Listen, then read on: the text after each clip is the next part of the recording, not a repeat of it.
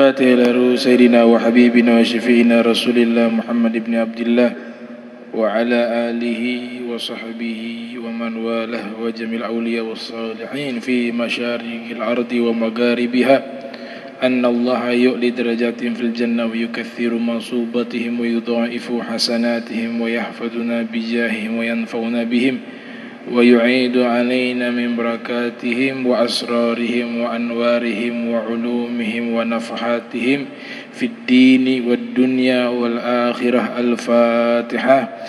بسم الله الرحمن الرحيم. الحمد لله رب العالمين الرحمن الرحيم مالك يوم الدين إياك نعبد وإياك نستعين اهدنا الصراط المستقيم صراط الذين أنعمت عليهم غير المغضوب عليهم ولا الضالين آمين. السلام عليكم ورحمة الله وبركاته. الحمد لله رب العالمين. اللهم صل وسلم على سيدنا محمد وعلى آله وصحبه الأجمعين. أما بعد سبحانك لا علم لنا إلا ما علمتنا إنك أنت العليم الحكيم.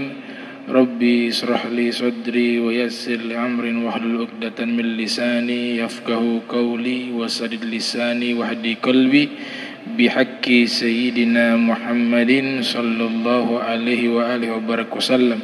يا من هو في علوه كائن يا من هو في فعل حميد يا من هو في مجده متين. اللهم أكرمنا بنور الفهم وأخرجنا من ظلمات الوهم وارزقنا فهم النبيين وحفظ المرسلين وإلهام ملائكة المقربين. ربنا زدنا علما وفهما وعقلا يا أكرم الأكرمين بحق سيدنا محمد خاتم الأنبياء والمرسلين يا رحمن يا رحيم. وصلى الله على سيدنا محمد وعلى آله وصحبه وبارك وسلم والحمد لله رب العالمين. الحمد لله والشكر لله ثم الصلاة والسلام على سيدنا ابن عبد الله وعلى آله وصحbihi wa man walah. Yang saya muliakan, saya hormati seluruh pengurus Masjid Al-Munawwar, seluruh jamaah yang hadir pada malam hari ini. Mudah-mudahan Allah Ta'ala ampunkan dosa kita, Allah Ta'ala berikan kita istiqamah fi ta'ah wal ibadah, amin ya rabbal alamin. Qala muallif rahimahumullah, bab fadilatil adhan. Kita masih membahas tentang tema yang berkaitan tentang keutamaan azan. Kalau kita berbicara keutamaan azan, berarti ada sangkut pautnya dengan muadzin. Muadzin orang yang mengumandangkan azan. Kalau kita baca kalimat yang ada di dalam azan, di situ sebenarnya ada makna syahadat, atau lebih spesifik syahadatain. Ada kesaksian kepada Allah dan ada kesaksian kepada Nabi Muhammad sallallahu alaihi wasallam.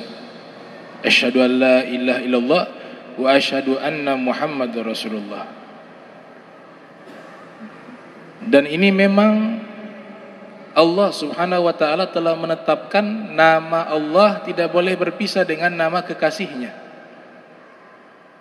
yaitu Nabi Muhammad sallallahu alaihi wasallam. Sehingga di dalam kalimat yang ada di dalam azan, di situ menyebut nama Allah, setelahnya menyebut nama Nabi Muhammad sallallahu alaihi wasallam. Itu yang dimaksudkan oleh Allah Subhanahu wa taala di dalam firman-Nya, wa rafa'na laka dzikrak. Kami tinggikan namamu. Makna namamu di sini adalah nama Nabi Muhammad sallallahu alaihi wasallam. Dengan cara apa Allah tinggikan nama Nabi? Bukan hanya azan. Kalau kita baca kitab hadis, ya, sebagaimana yang dinukilkan oleh seorang doktor dalam tafsirnya Safwatut Tafasir, Ini saya anjurkan kepada para pelajar, para mahasiswa yang sedang menuntut ilmu agama, itu harus memiliki kitab tafsir ini. Judulnya Sofwatut Tafasir dan sudah diterjemahkan ke dalam bahasa Indonesia. Dan ulamanya itu hidup di zaman kita, hidup di masa kita. Kenapa saya anjurkan? Ini sebagai resensi daripada kitab, sebagai tambahan referensi. Saya katakan kitab ini kitab tafsir yang cocok digunakan bagi pemula. Karena di dalam kitab tersebut bahasa yang digunakan bahasa yang sederhana. Kemudian beliau sebenarnya bukan menafsirkan Al-Quran secara mandiri, tapi beliau hanya mengumpulkan pendapat ulama tafsir terdahulu. Jadi ulama-ulama tafsir yang populer seperti Ibnu Katsir, Al-Imam Qurtubi, Al-Imam Suyuti, Al-Imam Al-Baghawi, Al-Imam Baydawi, dan banyak para ulama-ulama tafsir. Nah, beliau kumpulkan pendapat mereka di dalam kitab-kitab tafsir mereka, kemudian beliau kumpulkan di dalam kitab beliau yang berjudul Sofwatut Tafasir. Jadi kompilasi daripada kitab-kitab tafsir terdahulu. Nah, di dalam kitab Sofwatut Tafasir karya Syekh Ali As-Sobuni itu meriwayatkan ketika Allah Ta'ala berfirman wa rafa'na laka dzikrak, kami tinggikan namamu, Nabi Muhammad sallallahu alaihi wasallam bertanya kepada malaikat Jibril tentang makna dari ayat tersebut. Kemudian malaikat Jibril menemui Allah Subhanahu wa taala dan bertanya kepada Allah tentang tafsiran dari ayat tersebut, wa rafa'na laka dzikrak.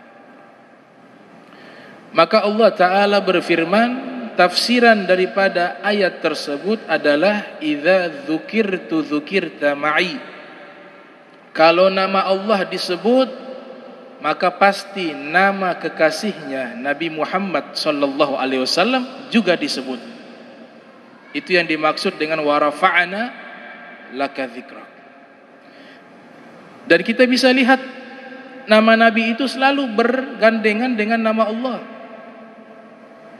Di dalam hadis yang diriwayatkan oleh Imam Al-Hakim yang lahir tahun 321 Hijriah, meninggal 405 Hijriah, di dalam kitab hadisnya Al-Mustadrak, juga diriwayatkan oleh Imam Sulaiman bin Ahmad At-Tabrani dalam Mu'jamnya yang lahir tahun 260 Hijriah, meninggal tahun 360 Hijriah, juga diriwayatkan oleh Al-Imam Al-Hafiz Ismail ibn Umar ibn Katsir yang lahir tahun 700 Hijriah, meninggal tahun 774 Hijriah. Di dalam kitab tafsirnya ada hadis yang menceritakan Nabi Adam alaihissalam ketika bertobat kepada Allah Subhanahu wa taala, lamma iktarafa Adam khati'ah, tatkala Nabi Adam terpeleset di dalam kesalahan, Nabi Adam berdoa, Allahumma inni as'aluka bihaqqi Muhammadin illa ghafartali. Ya Allah, aku meminta kepadamu dengan haknya Nabi Muhammad, maka ampunkanlah dosaku. Kemudian Allah Subhanahu wa taala berfirman, faqal ya Adam kaifa arafta Muhammada wa lam akhluqhu. Wahai Adam, dari mana kau mengenal nama Nabi Muhammad padahal aku belum ciptakan beliau? Kemudian Nabi Adam mengatakan, lamma khalaqtani biyadik wa nafahta fiyya min ruhik rafa'tu ra'si fara'aitu ala qawaimil arsy maktuba la ilaha illallah Muhammad Rasulullah. Kata Nabi Adam, tatkala engkau ciptakan aku wahai Allah, maka aku memandang tiang-tiang arsy. Ternyata di tiang-tiang arsy itu ada tulisan yang bertuliskan la ilaha illallah Muhammad Rasulullah. Lihat, nama Allah di arsy tertulis, tapi di sampingnya ada nama kekasihnya Nabi Muhammad sallallahu alaihi wasallam. Kemudian Nabi Adam mengatakan, faqad alimtu annaka lam tudif ila ismika illa ahabba khalqi ilaik. Saya yakin tidak ada satu nama yang dikaitkan kepada namamu melainkan pasti ia kekasihmu. Kemudian Allah Ta'ala menjawab, Shadaqta ya Adam, engkau benar wahai Adam. Innahu la ahabbul khalqi ilayya, Nabi Muhammad SAW adalah makhluk yang paling aku cinta, kata Allah Subhanahu wa Ta'ala. Idh sa'altani bihaqqihi ghafartu lak, kalau engkau berdoa padaku membawa nama beliau, meminta ampun kepadaku, aku akan ampuni dosamu. Laula Muhammad ma khalaqtuk, kalau bukan karena Nabi Muhammad, aku tidak akan ciptakan engkau wahai Adam. Jadi nama Nabi ada di arsy. Bahkan Ibnu Taimiyah dan beberapa ulama lain yang menyebutkan di pintu-pintu surga juga tertulis nama Nabi Muhammad SAW. Ada satu kitab berjudul Tarikhul Baghdad, karya Al-Imam Khatib Al-Baghdadi, juga disebutkan oleh Imam Suyuti yang lahir tahun 849 Hijriah, meninggal tahun 911 Hijriah.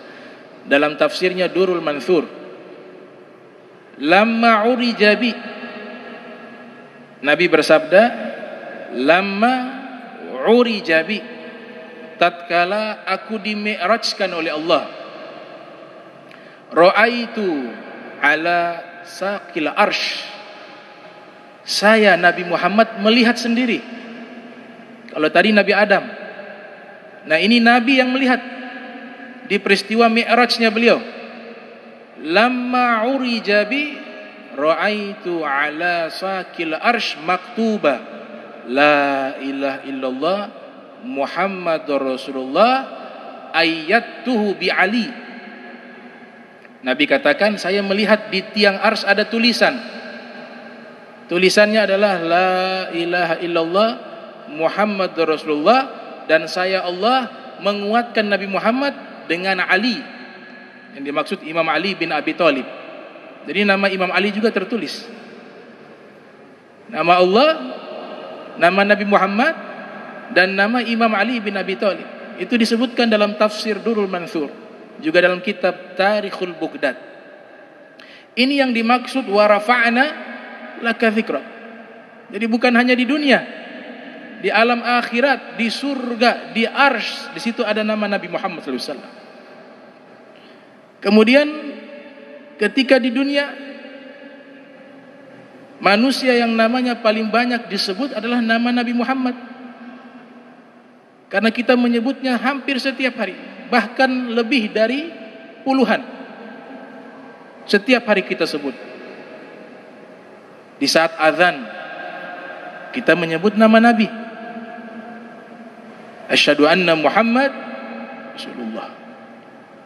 Sehingga Hasan bin Thabit, seorang sahabat sastrawan, mengatakan, wa dhammal ilahu isman nabi ila ismihi idza qala fil khamsi al muazzinu ashhadu wa syaqqa lahu min ismihi liyudhillahu fadzul arsy mahmudun wa hadza muhammadu. Allah Ta'ala menggandengkan nama Nabi dengan namanya. Tatkala seorang muadzin melantunkan azan, pasti disebut asyhadu an la ilaha illallah wa asyhadu anna Muhammadar Rasulullah. Dan nama Nabi diambil dari nama kemuliaan Allah untuk memuliakan Nabi Muhammad SAW. Pemilik arsy mulia, dan Nabi Muhammad adalah manusia yang paling mulia. Jadi di saat azan disebutkan nama Nabi. Di saat kita sholat, itu pun disebutkan nama Nabi. Bukankah di tasyahud akhir itu hukumnya wajib, termasuk dari rukun sholat. Dan di tasyahud itu ada yang wajib, namanya salawat dan salam kepada Nabi. Maka kita menyebut nama Nabi pun di dalam sholat. Kita syahadat kepada Allah dan juga syahadat kepada Nabi Muhammad sallallahu alaihi wasallam. Kemudian di saat orang mau masuk Islam, orang ketika ingin masuk ke dalam agama Islam, dia harus mengucapkan kalimat syahadatain, dua kalimat syahadat. Dinamakan dua karena kesaksiannya dua.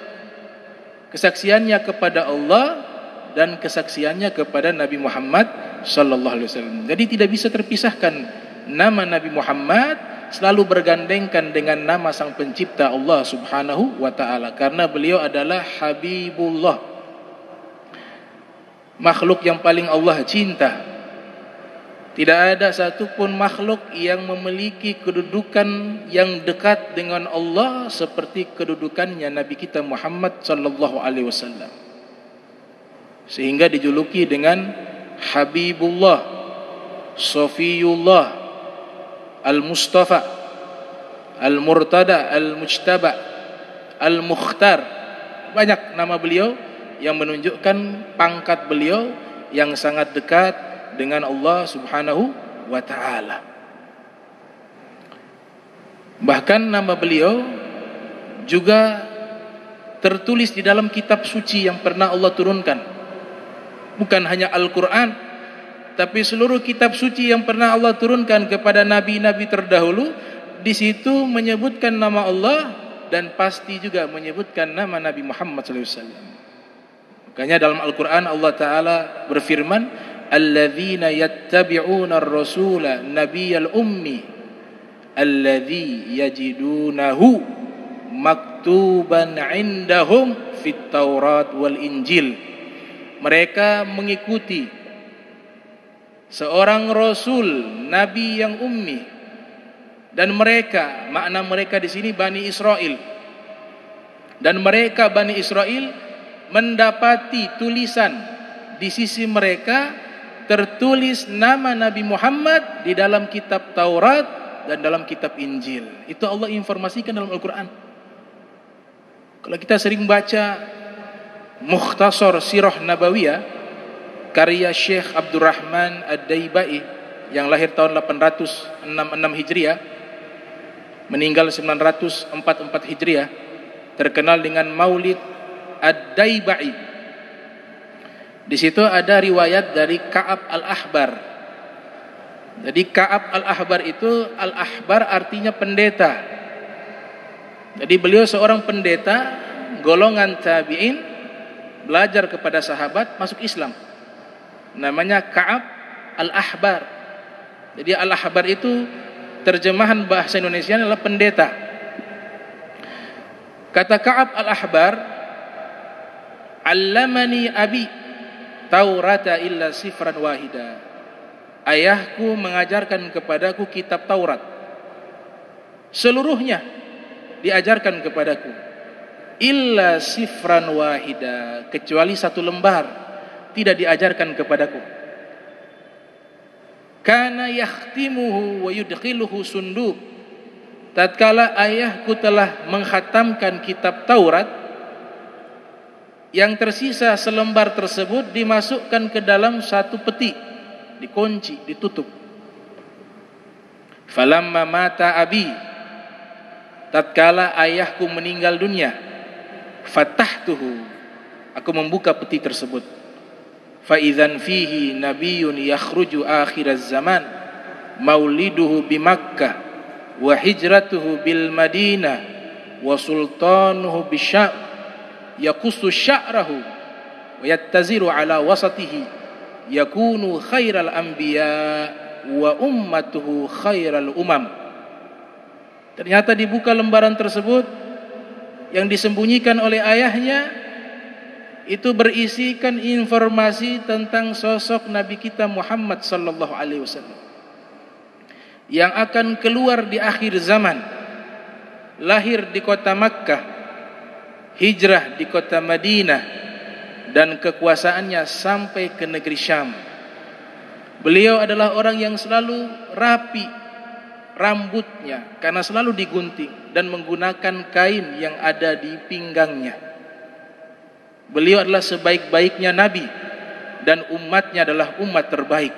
Itu kata Syekh Abdurrahman Ad-Daibai dalam kitab Maulid Ad-Daibai.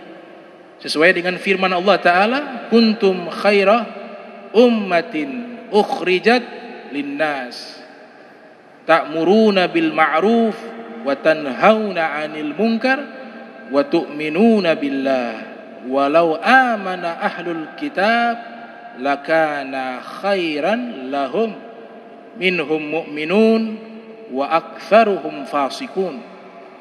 Allah katakan kalian sebaik-baiknya umat yang pernah dimunculkan di bumi ini. Siapa sebaik-baiknya umat? Sebaik-baiknya umat adalah umat Nabi Muhammad sallallahu alaihi wasallam. Khairal ummah. Karena kenapa kita jadi sebaik-baiknya umat?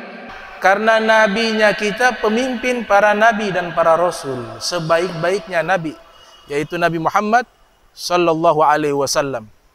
Ya, kemudian di dalam hadis Nabi kita Muhammad sallallahu alaihi wasallam yang diriwayatkan oleh Imam Ibnu Majah yang lahir tahun 209 Hijriah, meninggal 273 Hijriah, kita sudah dipilih oleh Allah menjadi umat terbaik. Itu anugerah terbesar. Sekarang tugas kita menjaga ini, memelihara sampai kita meninggal dunia. Dan kita agungkan agama kita, kita muliakan agama kita, kita besarkan agama kita, kita sucikan agama kita, maka Allah akan muliakan kita, maka Allah akan besarkan kita, maka Allah akan sucikan kita. Oleh sebab itu Nabi katakan dalam hadis, taraktukum ala mahajjatil bayda lailuha kannahariha la yazigu anha illa halik. Saya telah tinggalkan kepada kalian jalan yang terang benderang, bagaikan sinaran yang bercahaya, malam seperti siang. Jalan ini kalau kita menyimpang, maka kita sendiri yang akan binasa. Yang dimaksudkan jalan di sini adalah jalan agama Islam. Jadi jangan sampai kita keluar dari jalan agama Islam yang telah diajarkan dan dirintis oleh Nabi kita Muhammad sallallahu alaihi wasallam. Kemudian ada seorang ulama bernama Syekh Muhammad bin Muhammad Al-Maghribi Al-Maliki, lahir tahun 902 Hijriah, meninggal tahun 954 Hijriah, dalam kitabnya Mawahibul Jalil. Ketika kita mendengar azan sampai di kalimat asyhadu anna Muhammad Rasulullah, itu kita baca satu doa, yaitu marhaban bihabibi wa qurrati aini Muhammad ibni Abdillah. Kita baca doa tersebut, summa yuqabbilu ibhamaihi. Ketika dibaca jempol kita, ya, kita kecup dia, kita cium dia, jempol yang bagian depan, kedua-duanya. Setelah itu kita usapkan kedua jempol kita ke mata kita. Itu diajarkan oleh Nabi Khidir. Nabi Khidir ajarkan ketika sampai kalimat azan di kalimat asyhadu anna Muhammadar Rasulullah, kita punya jempol kita kecup, kemudian kita usapkan ke kedua mata kita. Ya, thumma yuqabbilu ibhamaihi wa yaj'aluhuma ala ainaihi. Kalau kita lakukan hal tersebut, disebutkan oleh Nabi Khidir, lam ya'ma wa lam yarmat abada. Matanya tidak akan pernah buta dan tidak akan ditimpa penyakit mata selama-lamanya. Tapi dengan yakin, dengan istiqomah mengamalkan doa tersebut. Nabi Khidir yang katakan, man qala hina yasma'u al-muazzinu asyhadu an la ilaha illallah wa asyhadu anna Muhammadar Rasulullah, marhaban bihabibi wa qurrati aini Muhammad ibni Abdillah, thumma yuqabbilu ibhamaihi wa yaj'aluhuma ala ainaihi, lam ya'ma wa lam yarmad abada. Nabi Khidir katakan, siapa yang mendengar muadzin membaca azannya dengan sampai kalimat asyhadu anna Muhammadar Rasulullah, kemudian dia membaca doa marhaban bihabibi wa qurrati aini Muhammad ibni Abdillah, dan kedua jempolnya dia cium, setelah itu dia letakkan di atas kedua matanya, maka matanya dijaga oleh Allah, tidak akan buta dan tidak akan terkena penyakit mata selama-lamanya. Dengan catatan kita lakukan terus-menerus dengan penuh yakin kepada Allah Subhanahu wa taala, diberkati Nabi Muhammad sallallahu alaihi wasallam. Dikisahkan secara historis bahwa doa ini sebenarnya yang mengajarkan adalah Nabi Adam, tapi diriwayatkan oleh Nabi Khidir. Jadi Nabi Adam ketika Allah Ta'ala ciptakan, dari sulbi beliau itu memunculkan cahaya yang terang, karena di situ ada nur Nabi Muhammad sallallahu alaihi wasallam. Tiap kali beliau berjalan di surga, para malaikat selalu mengikuti dari belakang, karena malaikat memandang keindahan cahaya yang bersinar di punggung atau sulbinya Nabi Adam. Nabi Adam melihat ke belakang, ternyata di belakang penuh dengan malaikat.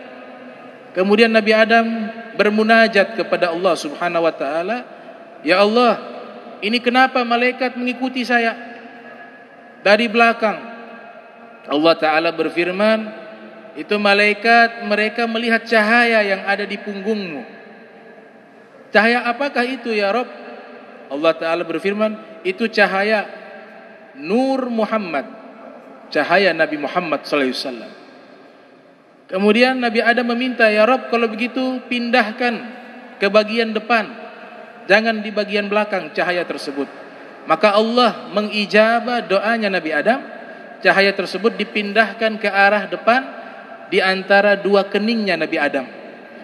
Maka malaikat berkumpul di bagian depan, seluruhnya melihat cahaya tersebut. Nabi Adam penasaran, bagaimana sih sosok cahaya tersebut, bagaimana keindahan cahaya Nabi Muhammad. Maka Nabi Adam meminta, "Ya Rabb, saya ingin melihat cahaya Nabi Muhammad." Maka Allah perintahkan, "Kalau begitu tempelkan kedua jempolmu." Ditempelkan kedua jempol Nabi Adam. Kemudian cahaya yang ada di antara alis tersebut Allah pindahkan ke kuku jempolnya Nabi Adam. Dari situlah Nabi Adam melihat cahaya Nabi Muhammad sallallahu alaihi wasallam dan mengatakan doa, "Marhaban bihabibi wa qurrata aini Muhammad ibni Abdillah." Kemudian beliau usap ke kedua matanya. Itu secara historis doa yang diajarkan oleh Nabi Khidir. Ternyata riwayatnya bersambung sampai kepada Nabi Adam, yang isinya adalah ucapan selamat datang kepada Nabi kita Muhammad sallallahu alaihi wasallam. Nah, ini keutamaan azan. Kita baca hadisnya. Jadi para muadzin beruntung. Ya, jangan pernah meremehkan para muadzin. Mereka diberikan banyak keutamaan, diberikan banyak pahala. Disebutkan di dalam hadis, rawaina an Abi Hurairah radhiyallahu anhu qala Rasulullah sallallahu alaihi wasallam. Kami riwayatkan dari Abi Hurairah. Abu Hurairah berkata, Rasul sallallahu alaihi wasallam bersabda, "Lau ya'lamu an-nas ma fin nida was-saff al-awwali thumma lam yajidu illa an yastahimu alaih la istahamu." Rawahul Bukhari wa Muslim fi sahihaihima.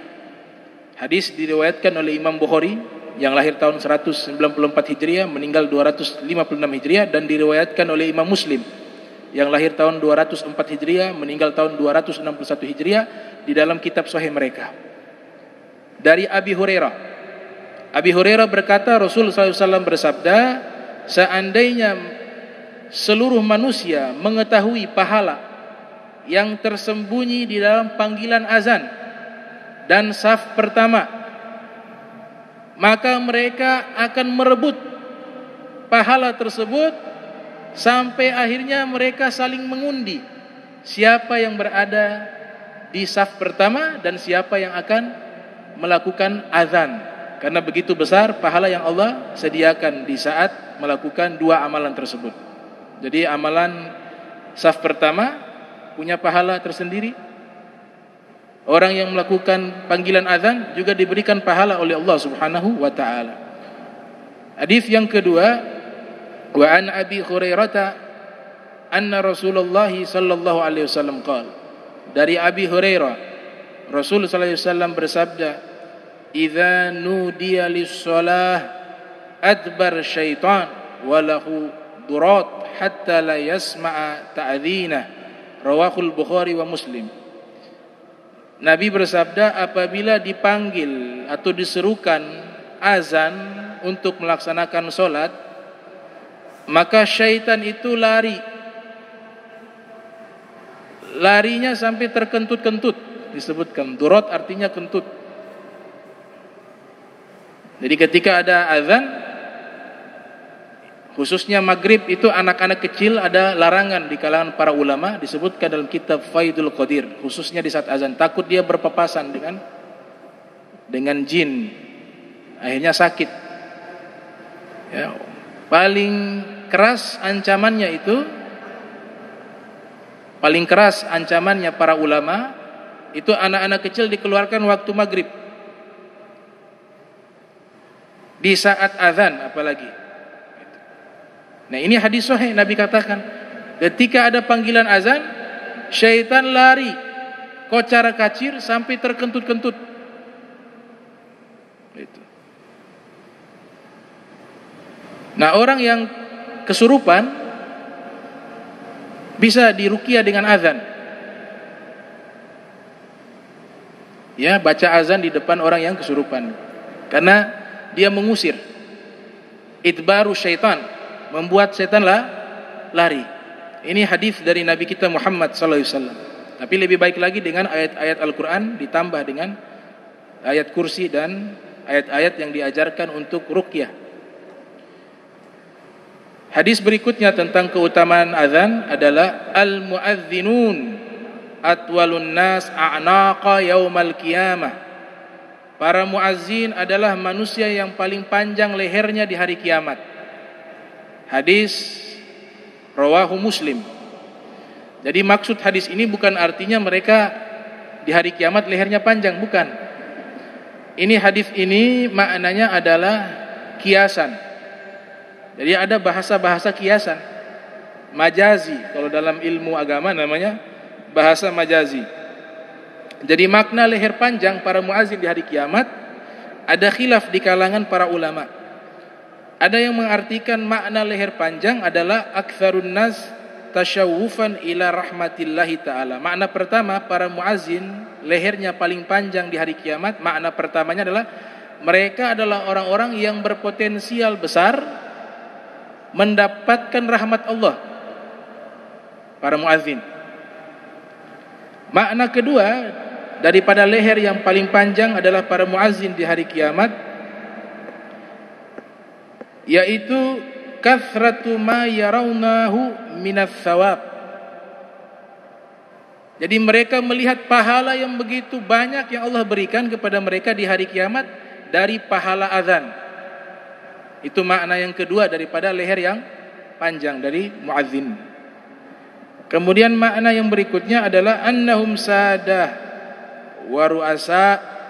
Makna leher panjang itu artinya mereka kelak di hari kiamat menjadi pemimpin. Karena peribahasa yang ada di Arab, orang yang lehernya panjang itu maknanya pemimpin. Jadi bukan berarti muadzin itu di hari kiamat lehernya panjang. Makna berikutnya adalah aktsaru atba'a, yaitu para muazzin paling banyak pengikutnya di hari kiamat, karena dia yang punya jasa mengingatkan waktu sholat. Pengikutnya bukan hanya manusia, bangsa jin juga, benda-benda mati juga itu mendengar azannya. Sehingga Nabi katakan atwalun nas a'naqa yaumal qiyamah. Manusia yang paling panjang lehernya di hari kiamat adalah al-muadzinun, para muazzin. Maknanya pengikutnya paling banyak, karena dia menyerukan azan, seluruh makhluk mendengarnya. Itulah pengikut-pengikutnya di hari kiamat. Makna berikutnya adalah berkata Ibnul A'rabi. Nah, ini Ibnu Al-A'rabi ada 3 nama yang mirip. Ada namanya Ibnu Arabi, lahir 560, meninggal 638 Hijriah. Kalau namanya Ibnu Arabi itu artinya seorang yang ahli tasawuf. Julukannya adalah Syekhul Akbar wa Kibritul Ahmar. Itu beliau namanya Ibnu Arabi, pengarang kitab Al-Futuhatul Makkiyah dan Fususul Hikam. Ada juga yang kedua namanya Ibnul Arabi. Kalau yang pertama tidak pakai alif lam, Ibnu Arabi. Yang kedua ini pakai alif lam, Ibnul Arabi. Nah, itu maksudnya ulama yang ahli tafsir, punya kitab Ahkamul Quran.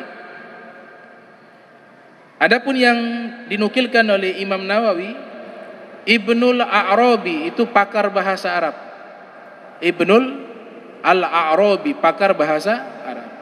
Nah, beliau mengatakan makna leher panjang itu adalah aktsarun nasi a'mala. Aktsarun nafi a'mala. Para muadzin adalah orang yang paling banyak amal solehnya. Paling banyak amal solehnya. Kalau dia istiqomah, dalam satu riwayat dikatakan kalau dia menjadi muadzin 7 tahun istiqomah tanpa digaji, maka muadzin yang seperti ini dijamin oleh Nabi Muhammad SAW dapat syafaat khusus terbebas dari api neraka. 7 tahun tanpa digaji, istiqomah. Dalam satu riwayat dikatakan demikian. Tapi azan habis itu sholat, bukan azan pergi pulang, bukan. Azan, sholat, taat, takwa itu harus. Di dalam hadis yang lainnya disebutkan oleh Abi Sa'id Al-Khudri radhiyallahu anhu berkata, sami'tu Rasulullah sallallahu alaihi wasallam yaqul, saya mendengar Rasulullah SAW bersabda, la yasma'u mada sautil muadzini jinnun wala insun wala syai'un illa syahida lahu yaumal qiyamah, rawahul Bukhari, wal ahaditsu fi fadlihi katsiratun. Hadis dari Abi Sa'id Al-Khudri mengatakan, saya pernah mendengar Rasulullah sallallahu alaihi wasallam bersabda, tidaklah suara muazzin ketika mengumandangkan azan terdengar oleh bangsa jin, oleh bangsa manusia, oleh benda mati sekalipun, dan suaranya sampai kepada jarak tersebut, maka semuanya itu menjadi saksi di hari kiamat. Artinya sejauh mana suara azan itu. Kalau sampai 20 km misalnya, itu dihitung sejauh itu berapa banyak yang dengar. Pahalanya dihitung itu. Bukan hanya manusia, bangsa jin, bahkan benda-benda mati sekalipun. Jadi muazin zaman sekarang pahalanya lebih besar dari muazin zaman dulu. Kenapa? Karena pakai alat, pakai sound system, pakai toa. Kalau muadzin zaman dulu, mereka ketika azan, ya jaraknya sejauh mana? Terbatas. Tapi kalau menggunakan ini toa, dia jauh lebih jauh. Maka pahalanya jauh lebih besar. Itu keutamaan azan. Wa ikhtalafa ashabuna fil azan wal imamah ayyuhuma afdal ala arba'ati auj. Para ulama beda pendapat di dalam mazhab Syafi'i. Muadzin dengan imam lebih afdal mana? Ini perbedaan di kalangan para ashab Syafi'i. Muadzin dengan imam salat lebih afdal mana? Ada 4 pendapat di dalam mazhab Syafi'i. Pendapat pertama yang paling afdal adalah azan, bukan imam. Artinya muadzin lebih afdal daripada imam solat. Pendapat pertama. Pendapat kedua sama. Kedua-duanya sama afdalnya, baik azan atau menjadi imam. Pendapat ketiga, imam lebih afdal dari muadzin. Pendapat keempat, dirinci. Kalau imamnya memenuhi syarat syar'i. Jadi dalam mazhab Syafi'i itu ada tartib. Siapa yang lebih layak jadi imam? Itu ada tartib. Al-Imam Nawawi, seorang ulama pakar mazhab Syafi'i yang mengarang kitab Al-Adhkar juga, dalam kitab beliau namanya Al-Majmu' ala Syarhi Muhadzab, yang lahir 631 Hijriah, meninggal 676 Hijriah, mengatakan secara tartib yang lebih layak jadi imam itu yang pertama adalah al-afqah ilmah, yang lebih ahli fikih. Itu yang pertama. Yang kedua, al-aktsaru hifdzan li kitabillah, yang hafalan Al-Qur'an paling banyak. Misalnya kita nih semua ada yang hafal Al-Qur'an lebih banyak, dia lebih afdal jadi imam. Tapi yang pertama ahli fikih. Ada khilaf, tapi Imam Nawawi dan ulama lain mengatakan yang pertama ahli fikih, lebih paham tentang hukum fikih, dia yang pertama. Yang kedua paling banyak hafalan Al-Qur'an. Yang ketiga al-aqra'u lil Qur'anil Karim, yang paling indah bacaan Al-Qur'annya. Yang keempat al-a'lamu bi sunnatin nabawiyah, yang paling paham tentang sunnah Nabi. Yang kelima al-aqdamu hijratan. Nah, ini di zaman Nabi. Jadi zaman Nabi yang lebih pertama hijrah, dia lebih dahulu jadi imam dibanding yang tidak hijrah atau yang terlambat hijrah. Ini tartibnya, urutannya. Berikutnya al-aqdamu islaman, yang paling dahulu masuk Islam. Kemudian yang keenam baru al-akbaru sinnan, usianya paling tua. Jadi usia itu nomor 6. Dilihat dulu yang fikihnya, kemudian hafalan Al-Qur'annya mana yang lebih banyak, kemudian yang berikutnya bacaannya mana yang lebih baik, lebih sesuai dengan hukum tajwid, dengan tartilnya dan seterusnya. Nah, ini namanya tartib, urutan orang menjadi imam di dalam mazhab Syafi'i. Kalau mazhab lain ada berbeda. Malikiyah juga agak berbeda klasifikasinya. Ada seorang tabi'in, dikatakan tabi'in, itu bernama Umar ibnu Abdul Aziz, yang kita kenal sebagai khalifah. Lahir 60 Hijriah, meninggal 110 Hijriah. Disebutkan oleh As-Suyuti dalam kitab Tarikhul Khulafa, yang lahir tahun 849 Hijriah, meninggal 911 Hijriah. Sahabat Nabi bernama Sayyidina Anas bin Malik kan usianya panjang.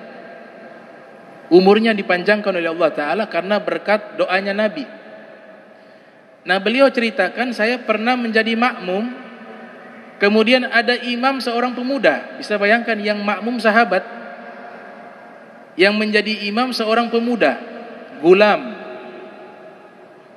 Selesai sholat, Sayyidina Anas bin Malik mengatakan, ma ra'aitu ahadan asbaha sholatan bi Rasulillah min hadzal gulam. Saya belum pernah melihat seseorang yang sholatnya mirip dengan Nabi seperti imam ini, yaitu pemuda ini. Ternyata dijelaskan oleh para ruwat, para syurrahul hadis, yang dimaksudkan pemuda itu adalah Sayyiduna Umar ibnu Abdul Aziz. Jadi beliau sudah mendapatkan satu sanjungan dari sahabat yang pernah melihat cara sholatnya Nabi, dengan mengatakan pemuda ini sholatnya persis dengan Nabi Muhammad SAW. Jadi manifestasi daripada hadis Nabi, sallu kama ra'aitumuni usolli, sholatlah kalian sebagaimana kalian melihat saya sholat. Itu terwujud dari cara sholatnya Umar bin Abdul Aziz. Dan beberapa sahabat lainnya juga, mereka punya murid-murid meriwayatkan cara sholat yang bersambung sampai kepada Nabi Muhammad SAW. Seperti Imam Asy-Sya'bi. Imam Asy-Sya'bi ini seorang tabi'in. Al-Imam Zahabi ceritakan dalam kitab Siyaru A'lamin Nubala, yang lahir 673 Hijriah, meninggal 748 Hijriah, bahwa Imam Sya'bi itu menjadi makmum, sedangkan imamnya adalah Imam Ali bin Abi Thalib. Nabi kita Muhammad sallallahu alaihi wasallam, ada satu kisah saya tutup. Hadis diriwayatkan oleh Ahmad bin Hanbal dalam musnadnya yang lahir tahun 164 Hijriah, meninggal 241 Hijriah. Ada sahabat mungkin baru masuk Islam, seseorang mungkin baru masuk Islam, namanya Muawiyah ibnul Hakam As-Sulami. Jadi karena baru masuk Islam, ya pengetahuannya tentang sholat belum sempurna. Datang ke kota Madinatul Munawwarah, ikut sholat berjamaah bersama Nabi.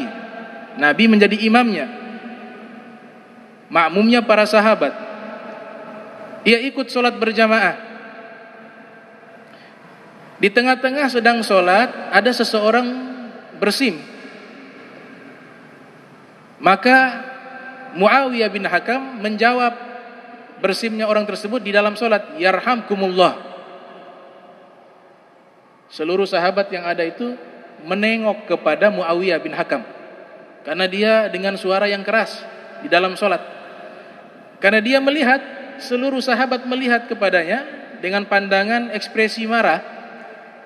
Dia mengatakan, celaka saya, salah apa saya? Itu sambil bicara dalam sholat. Celaka saya, salah apa saya sehingga kalian memandang saya seperti ini? Tambah lagi dipukul itu, disuruh diam. Mungkin kalau kita zaman sekarang, subhanallah, subhanallah, seperti itu. Ya.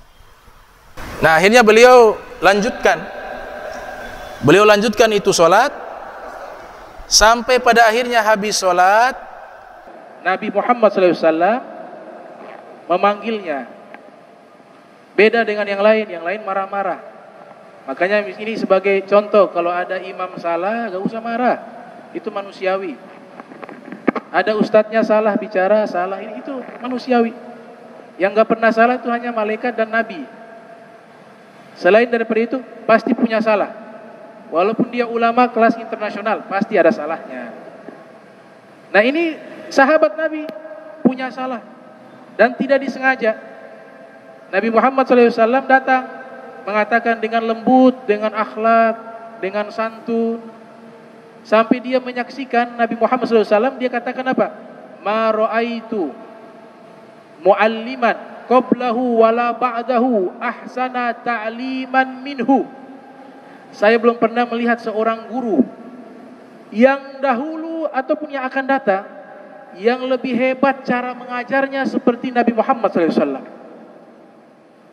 Wallahi ma kaharani wala syatamani wala darabani. Demi Allah, saya punya kesalahan dalam sholat tadi, tapi Nabi tidak membentak saya, Nabi tidak menyalahkan saya, Nabi tidak memukul saya, Nabi tidak mencaci saya, tapi Nabi berkata dengan lembut, inna sholata, ini adalah sholat, la yaslahu fiha syai'un min kalamin nas, tidak boleh berbicara di dalam sholat.